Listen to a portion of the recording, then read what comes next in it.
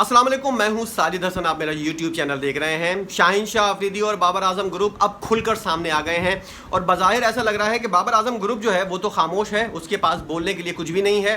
रमीज़ राजा किसी हद तक बातें कर रहे हैं, लेकिन शाहीन शाह अफरीदी का जो ग्रुप है उसके अंदर शाहिद खान आफरीदी जो है वो अब इस ग्रुप की हिमायत में खुलकर सामने आ गए हैं। और जो पेंडोरा बॉक्स हैं जो शाहिद आफरीदी ने कहा था कि मैं माजी के अंदर वर्ल्ड कप के बाद खोलूंगा, उसके बाद वो खामोश हो गए थे, अब वो बोलते हुए नजर आ रहे हैं। और जैसा कि चैंपियंस लीग चल रही है वहां पर भी शाहिद खान आफरीदी जो हैं बाबर आजम को बहुत ज़्यादा चांस देने के बारे में बोल चुके हैं। ये पाकिस्तान वापस आएंगे और उसके बाद एक गंदी सियासत का मजीद आगाज़ हो जाएगा। सियासत गंदी जो है वो पाकिस्तान के अंदर वैसे भी चल रही है, अब क्रिकेट के अंदर भी गंदी सियासत जो है वो शुरू होने वाली है। और बज़ाहिर वहाब रियाज जब वापस आएंगे, अब्दुल रज़्ज़ाक जब वापस आएंगे तो ये लोग खुलकर जो है वो बोलते हुए नजर आएंगे। और उसके बाद जो है बाबर आजम के ग्रुप के लोग भी जो हैं वो खुलकर बातें करते हुए नजर आएंगे, एक दूसरे के ऊपर जो है वो इल्ज़ामात लगाएंगे और ये इल्ज़ामात जो है पाकिस्तान की बदनामी का बाइस बनेंगे। आने वाले दिनों के अंदर हम देखेंगे कि एक बहुत बड़ी गंदी सियासत पाकिस्तान क्रिकेट के अंदर शुरू होने वाली है। इल्ज़ाम दर इल्ज़ाम जो है वो उनका सिलसिला शुरू हो जाएगा, एक दूसरे के ऊपर कीचड़ उछालने वाली चीज़ें शुरू हो जाएंगी और इससे जो है खिलाड़ियों की भी बदनामी होगी, पाकिस्तान की क्रिकेट की भी बदनामी होगी और जो चीज़ें फैसले हो रहे हैं उनके ऊपर असरअंदाज होने की कोशिश की जाएगी। जब से ये वाली बात डिस्कस हो रही है कि बाबर आजम जो है उसके ऊपर किसी हल्का हाथ रखा जाएगा, ज़्यादा उसको बड़ी सज़ा नहीं मिलेगी। शाहिद खान आफरीदी के बयानात जो हैं बाबर आजम के ख़िलाफ़ जो है वो खुलकर सामने आ गए हैं। हमने देखा गुज़िश्ता दिनों शाहिद खान आफरीदी वाली बात कहते हुए नज़र आ रहे थे कि बाबर आजम को जितने चांस मिले हैं पाकिस्तान के अंदर किसी कप्तान को इतने चांस नहीं मिले हैं। पाकिस्तान क्रिकेट बोर्ड क्या चाह रहा है, एक इतने चांस मिलने के बावजूद भी अगर किसी को बरकरार रखना है तो ये क्रिकेट की तबाही है। ये इतने ज़्यादा खुलकर बोलने वाली चीज़ें जो हैं ये अब होने लगी हैं। वहाब रियाज जो हैं वो भी अपने तौर पर जो है वो खुलकर आ रहे थे, लेकिन बज़ाहिर ऐसा लग रहा है कि उनको रोक दिया गया है। वो पाकिस्तान आकर क्या फैसला करते हैं, क्या वो बोलते हैं। उन्होंने भी बोला था कि मैं भी पंडोरा बॉक्स खोलूंगा और उसके अंदर बहुत सी चीज़ें जो है वो सामने लेकर आऊंगा, लेकिन उसके बाद अगला ट्वीट जो उनका आया उसके अंदर वो बिल्कुल ठंडे पड़े हुए थे। उन्होंने अपनी कप्तानी भी और मोहसिन नकवी साहब ने या तो उनको बहुत बड़ा डंडा दिया है कि खामोश हो जाओ, अपने अल्फाज और अपनी ज़बान को बंद रखो। और वहाब रियाज जो है उसी तरह जहाज की तरह बैठ गए हैं जिस तरह की उन्होंने पहले ट्वीट के अंदर ये वाली बात कही थी कि मैं बहुत चीज़ें उगल सकता हूं, बहुत सी चीज़ें जो है वो बता सकता हूं। ब्लेम गेम के अंदर बाद में उनका ट्वीट आया कि मैं पढ़ना नहीं चाह रहा और इस तरह उनके ताज़िए जो हैं वो ठंडे होते हुए नजर आए। अब्दुल रज़्ज़ाक जो हैं वो भी कुछ बोलते हुए नजर आ रहे हैं और उन्होंने और वहाब रियाज ने यही जवाब गढ़ा है कि 6 खिलाड़ी जो हैं वो अलग थे और मैं अलग था।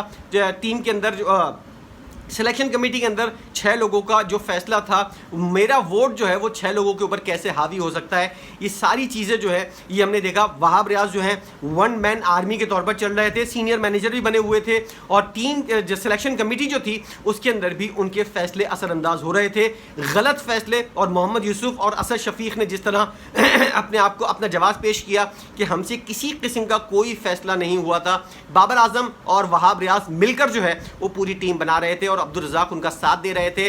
मोहम्मद यूसुफ और असद शफीक को बिल्कुल साइडलाइन किया हुआ था।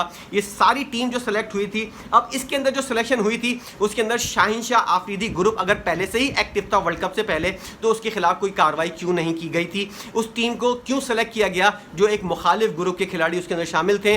अगर आपको पता था आयरलैंड के खिलाफ सीरीज, उससे पहले न्यूजीलैंड के खिलाफ जो सीरीज हुई थी पाकिस्तान जो है डी टीम के खिलाफ पाकिस्तान सीरीज बराबर कर चुका था, उसी वक्त अंदाजा हो गया था क्या पाकिस्तान के अंदर 2 ग्रुप बने हुए हैं टीम के अंदर, आपने उन खिलाड़ियों को बाहर क्यों नहीं किया। बाबर आजम सिलेक्शन कमेटी के अंदर मौजूद थे, गैरी क्रिस्टन मौजूद थे, इन लोगों ने तीनों ने, वहाब रियाज ने और अब्दुल रज़्ज़ाक ने मिलकर ये वाली बात क्यों नहीं सोची। 4 वोट ये बनते हैं कि इन लोगों को ये सोचना चाहिए था कि टीम इस वक्त ग्रुप का शिकार है, वर्ल्ड कप के अंदर हमको मुश्किलात पेश आएंगी।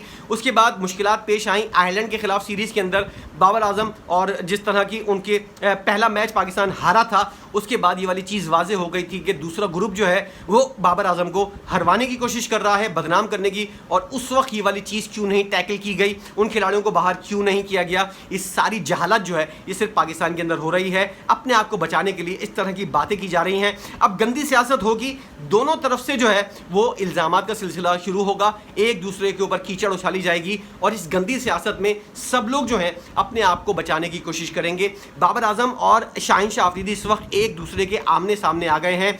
ये दोनों खिलाड़ी अगर टीम के अंदर मौजूद होंगे बेशक दोनों में से कोई भी कप्तान ना हो तब भी टीम को जो है वो फैसला हो गया है, अंदाज़ा हो गया है टीम को जो है वो नुकसान पहुंचेगा। दो मुखालिफ खिलाड़ी जब एक टीम के अंदर होंगे तो सारी पाकिस्तानियत जो है वो साइड में रख देते हैं ये लोग। इन लोगों ने वर्ल्ड कप के अंदर जो है वो पाकिस्तान का झंडा और पाकिस्तान का नाम नहीं देखा, तो आने वाले दिनों के अंदर ऐसा कौन सा इवेंट है जिसके अंदर ये लोग जो है इकट्ठा हो जाएंगे पाकिस्तान के लिए। सब टोपी ड्रामा है, सब कहने वाली चीज़ें हैं।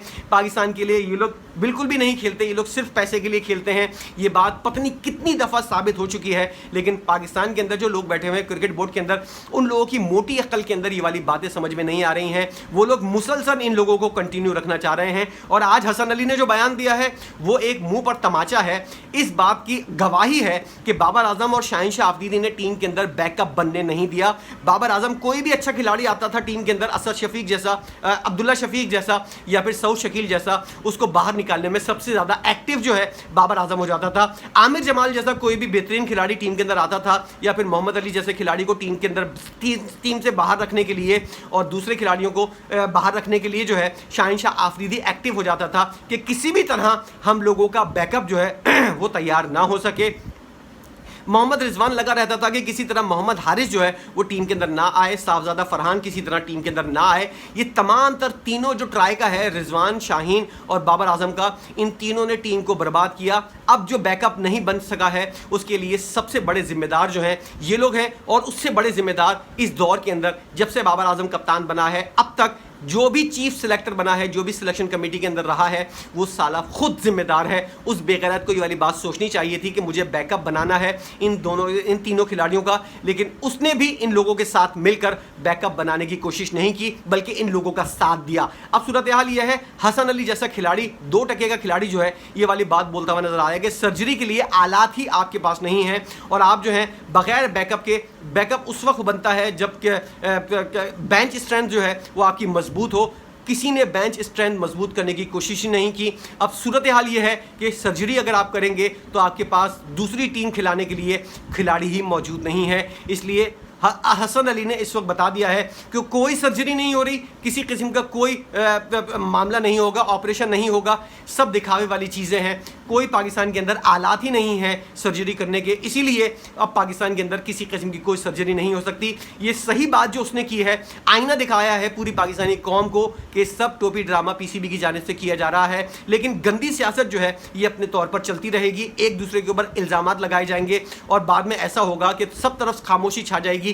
बताया जाएगा कि पाकिस्तान की इज्जत के लिए आप तमाम लोग खामोश हो जाएं और खामोशी उस शर्त के ऊपर होगी कि आप सब लोगों को जो है वो टीम के अंदर शामिल कर लिया जाएगा। फिर इसी तरह आपस में एक दूसरे के साथ मिलकर जो है वो खेलते हुए ये लोग नजर आएंगे। बज़ाहिर एक दूसरे के सामने और एक दूसरे के खिलाफ दोनों ग्रुप सामने नजर आ रहे हैं, लेकिन इन दोनों ग्रुप को जो है वो पाकिस्तानी टीम की मसलहत के लिए, क्योंकि बैकअप नहीं है, सर्जरी नहीं हो सकती, इसलिए मसलहत के तौर पर जो है वो इन दोनों ग्रुपों की दोस्ती करवाने की कोशिश की जाएगी और उसके बाद वही सूरत हाल चलती रहेगी जो चलती हुई आ रही है। ना बैकअप बनेगा पाकिस्तानी टीम का, ना ये खिलाड़ी बाहर होंगे और इसी तरह मामला चलते रहेंगे। ये सोच पाकिस्तानियों की 90% पाकिस्तानियों की इस वक्त है और यही कुछ होता हुआ नजर आएगा।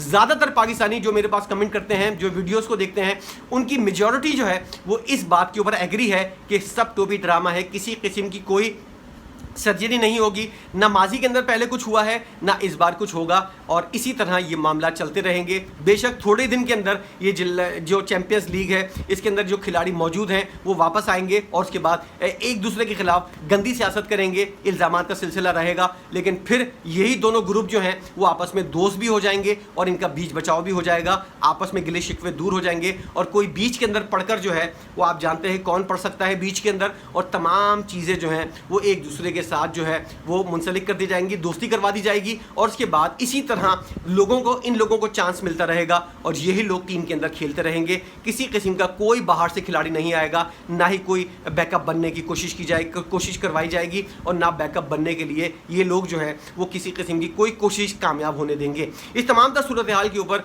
आप क्या सोच रहे हैं, क्या कुछ हो सकता है? मुझे बज़ाहिर ऐसा लग रहा है कि ये दोनों ग्रुप एक ऐसी स्टेज के ऊपर आएंगे कि आपस में एक दूसरे की गंदी सियासत करेंगे, इल्ज़ामात लगाएंगे, एक दूसरे की जो है वो इज्जतें उछालेंगे और उसके बाद कोई आएगा इनको खामोश करवाएगा, इन लोगों की दोस्ती करवाएगा और दोबारा इसी तरह रावी जो है वो चैनी चैन की बांसुरी बजाता रहेगा, कुछ भी नहीं होगा, यही चीज़ें चलती रहेंगी। मुझे बज़ाहिर ऐसा होता हुआ नज़र आ रहा है। आप इस बारे में क्या सोचते हैं? क्या आपकी राय है? क्या आपको कोई तब्दीली या कोई ऑपरेशन सर्जरी होती हुई नज़र आ रही है?